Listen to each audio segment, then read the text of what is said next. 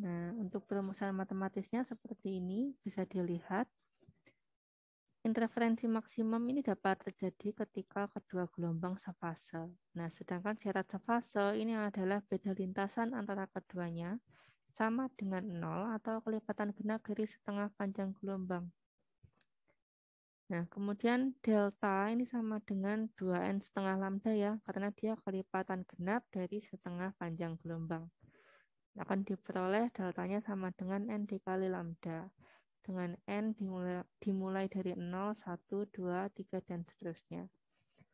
Nah, di sini kenapa kok saya tuliskan sin theta, Miss? Kenapa kok bukan tan theta? Karena tetanya kan di sini ya. Kalau sin kan harusnya depan dibagi miring. Nah, tetapi pada kasus ini seharusnya ini bukan sin, tetapi tan. Ya, tan theta sama dengan y per L. Namun karena sudutnya ini sangat kecil, ya, jadi kalau secara apa ya, secara penurunannya aslinya ini sudutnya sangat-sangat kecil, sehingga dianggap bahwa nilai tan theta itu sama dengan sin theta. Ya, dianggap nilai tan theta sama dengan sin theta, sehingga diperoleh sin theta-nya itu nilainya sama dengan tan theta, yaitu y per L. Nah, sedangkan kalau di sini kita peroleh sin theta itu sama dengan do dibagi dengan d. Nah, kedua ini kita sama dengan kan. Kemudian do-nya ini kita masukkan nilai n dikali lambda. Akan diperoleh rumusan seperti ini. Ya. Atau bisa juga kita menggunakan rumusan yang ini jika diketahui sudutnya. Ya, jadi rumusan yang pertama jika diketahui besaran-besarannya, rumusan yang kedua jika diketahui sudutnya. Nah, saat N sama dengan 0, ini disebut terang pusat ya. Jadi terang pusat itu di sebelah sini nanti. Ketika N-nya itu sama dengan 0. Y ini adalah jarak titik P dari terang pusat. Dari titik P sampai ke titik terang pusat. Kemudian D-nya itu adalah jarak kedua celah. L-nya adalah jarak sumber cahaya dengan layar.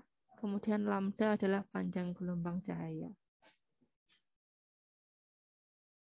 Itu tadi tentang interferensi maksimumnya. Sekarang kalau interferensi minimum, ini dapat terjadi ketika kedua gelombang berlawanan fase dengan beda fasenya adalah 180 derajat. Nah, syarat terjadinya berlawanan fase yaitu beda lintasan antara keduanya adalah kelipatan ganjil dari setengah panjang gelombang. Ya, kelipatan ganjil dari setengah panjang gelombang. Nanti akan diperoleh persamaan seperti ini. Sama dengan tadi ya, tentang do-nya, kemudian perumusannya hampir mirip, hanya saja di sini n plus setengah. Ada n plus setengahnya. Contoh soal, dua celah dengan jarak 0,2 mm disinari cahaya tegak lurus. Pita terang ketiga terletak 7,5 mm dari pita terang ke-0 pada layar yang berjarak 1 meter dari celah. Tentukan panjang gelombang sinar yang dicapai. Nah, diketahui dua celah ini jaraknya 0,2 mm. Ini kita buat dalam meter, akan kita peroleh 2 kali 10 pangkat min 4. Kemudian jarak pita terang ketiga terhadap pita terang pusat ya. Terhadap terang pusatnya itu adalah 7,5 mm atau 75 dikali 10 pangkat min 4. Kemudian diketahui ini pita terang ketiga ya. Kalau pita terang ketiga berarti N-nya itu 3.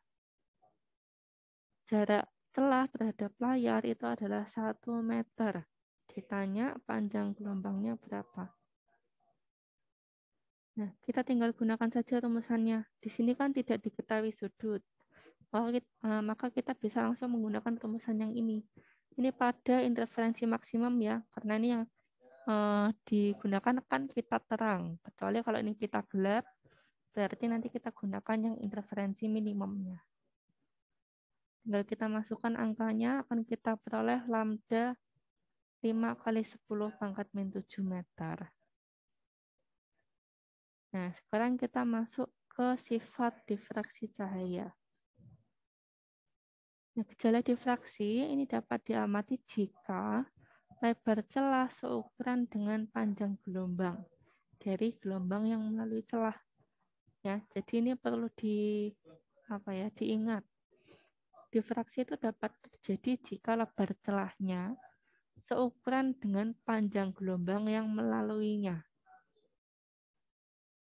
Nah, nanti difraksi akan kita pelajari tentang difraksi celah tunggal dan difraksi kisi.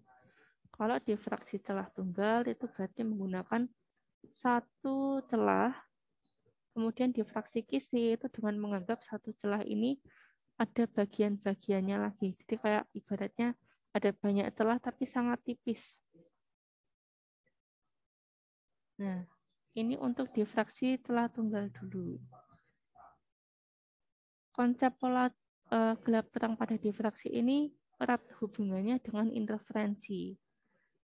Nah, tiap bagian dari celah ini berlaku sebagai suatu titik sumber gelombang. Jadi, ini ya, misalkan celah ini ya, ini kalau kita zoom di sini, celahnya, ini sama aja dengan kita menganggap semua titik dari yang ada di celah ini sebagai sumber gelombang baru. Jadi gelombang pertama, gelombang kedua, ketiga, keempat, kelima. Ya. Jadi setiap titiknya itu dianggap sebagai sumber gelombang yang baru. Beda lintasan sinar 1 dan 3 atau 2 dan 4 itu adalah D per 2 sin theta. Dengan sin theta itu adalah Y per L ya, masih sama ya dengan interferensi. Nah, nanti akan kita peroleh interferensi minimumnya atau pita gelapnya itu adalah D sin theta sama dengan N dikali lambda. Atau Y per L sama dengan N dikali lambda per D. Dengan N-nya mulai dari 1. Ya, karena ini untuk pita gelap bukan dari 0. Jadi tidak ada istilah pita gelap pusat, kayak gitu tidak ada. Nah, dengan Y ini adalah jarak pola gelap ke terang pusat M. D-nya adalah lebar celah, L-nya adalah jarak celah dengan layar, lambda adalah panjang gelombang cahaya.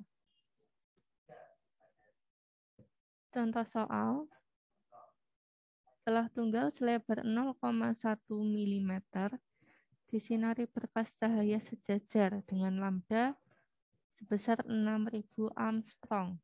Ya, jadi ini namanya adalah Armstrong. Nah, nanti kita ingat-ingat ya untuk satuan ini ya, akan sering muncul nih untuk satuan lambdanya. Diketahui pola difraksi yang terjadi ditangkap oleh layar pada jarak 40 cm dari celah. Tentukan jarak antara pita gelap ketiga dengan titik tengah terang pusat. Diketahui lebar celahnya adalah 0,10 ya atau 0,1 mm. Ini kita buat menjadi meter, akan kita temukan 1 kali 10 pangkat min 4 meter. Lambdanya adalah 6.000 Armstrong. Nah, ini nanti silakan kalian catat untuk satuan Armstrong ya. 1 Armstrong ini sama dengan 10 kali 10 pangkat 10 pangkat min 10 meter. Ya.